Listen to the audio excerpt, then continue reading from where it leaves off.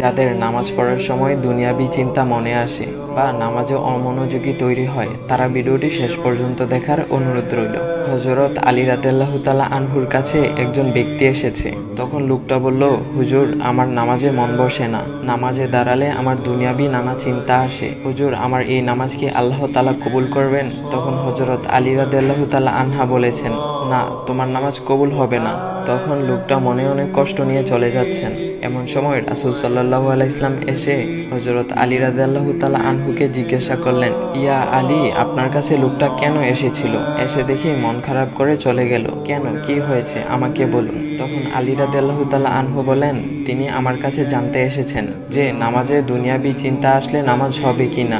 আমি বলেছি, না, তোমার নামাজ কবুল হবে না। রাসূল সাল্লাল্লাহু আলাইহি ওয়াসাল্লাম তখন বলেন, ইয়া আলী, আপনাকে আমি একটা চাদর উপহার দিতে চাই, তবে একটা শর্ত আছে। আলী রাদিয়াল্লাহু তাআলা আনহু খুশি হয়ে বলেন, ইয়া রাসূলুল্লাহ, কি শর্ত তা বলুন, আমি আপনার সকল শর্ত মেনে নিব।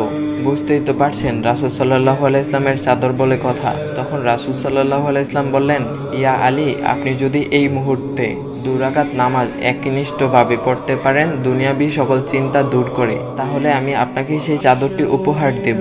আলী রাদিয়াল্লাহু তাআলা আনহু বলেন, এটা তো সাধারণ ব্যাপার। আলী রাদিয়াল্লাহু তাআলা আনহু তখন নামাজে দাঁড়িয়ে গেলেন আর তিনি নামাজ পড়তে শুরু করলেন।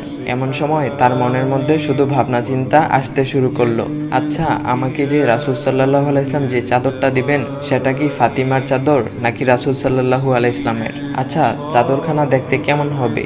এই বিভিন্ন বিষয় নিয়ে ভাবতে লাগলেন। তিনি ভুলেই গেছেন যে দুনিয়াবি চিন্তা নামাজে আনতে রাসূল সাল্লাল্লাহু আলাইহি ইসলাম নিষেধ করেছেন। এর মধ্যে আলী রাদিয়াল্লাহু তাআলা আনহুর নামাজ পড়া শেষ। আলী রাদিয়াল্লাহু তাআলা নামাজ শেষ করে রাসূল সাল্লাল্লাহু আলাইহি ইসলামকে বলতেছেন, ইয়া রাসূলুল্লাহ, আমি আপনার শর্ত মেনেছি, এখন আমাকে চাদরখানা উপহার দেন। রাসূল সাল্লাল্লাহু আলাইহি ইসলাম বলেন, ইয়া আলী, আপনি কি একনিষ্ঠভাবে দুনিয়াবি চিন্তামুক্ত ছাড়া 2 রাকাত নামাজ পড়েছেন? তখন আলী রাদিয়াল্লাহু তাআলা আনহা মুচকি হেসে বললেন, না ইয়া রাসূলুল্লাহ, আমি আপনার চাদর নিয়ে অনেক কিছুই ভেবেছি। তখন রাসূল সাল্লাল্লাহু আলাইহি ইসলাম বলেন, ইয়া আলী, নামাজ তোমারও হয়েছে, আর তুমি যাকে নামাজ হবে না বলে ফতোয়া দিয়েছ, তার নামাজও আল্লাহ তাআলা কবুল করে নিয়েছেন। শোনো আলী, দুনিয়াবি চিন্তা দ্বারা নামাজ বাতিল হয় না, নামাজ মহান আল্লাহ তাআলা কবুল করে নেন।